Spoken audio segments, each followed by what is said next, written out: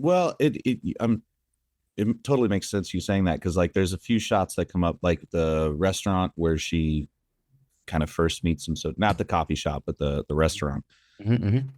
and then also the drive-in theater. There's that big swoopy thing, and I don't know why those two. I mean, I know why the uh, drive-in comes to mind, but you do have this way of shooting those wides, those establishing shots in a way that feels very Blockbuster, as you said. Like very, it definitely adds to the production value of everything while not even being too flashy. It's just something I don't think you see a lot of. I think people jump in pretty quick these Yeah, days. yeah, yeah. Yeah, I think I mean Josh and I both love a lot of the same movies from the same periods, the 80s, 90s stuff. We grew up on all of that, like I said, the Amblin stuff and the Spielberg stuff and a lot of the classic horror movies and things. So we had a lot of the same goals in mind. And when Josh and I started talking about the visuals, he, straight away was talking about the visual idea of Blue Moonlight. He loves Blue Moonlight from all those movies.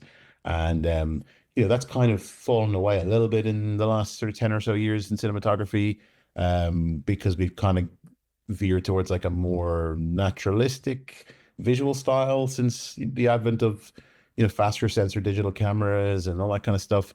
Um, and I was, really keen to embrace the blue moonlight and also embrace like lighting the night scenes, the way they would have been lit in the 90s rather than maybe the way we, another job might do them now. So that adds to a lot of that sort of richness that you see in this, because you can see it lit. We haven't just turned up at the car park or the drive-in and gone, hey, let's stick a light here for a close-up and let's go with the street lights. We've actually consciously switch things off or change out the street lights to our street lights and things like that. And I think that definitely gives you that sort of glossier Hollywood, you know, blockbuster visual. You combine that with the anamorphic lenses, and I really love wider anamorphics. I think the longer you go on an anamorphic lens, the less anamorphic it feels. It Yeah, starts yeah, feeling yeah. more spherical.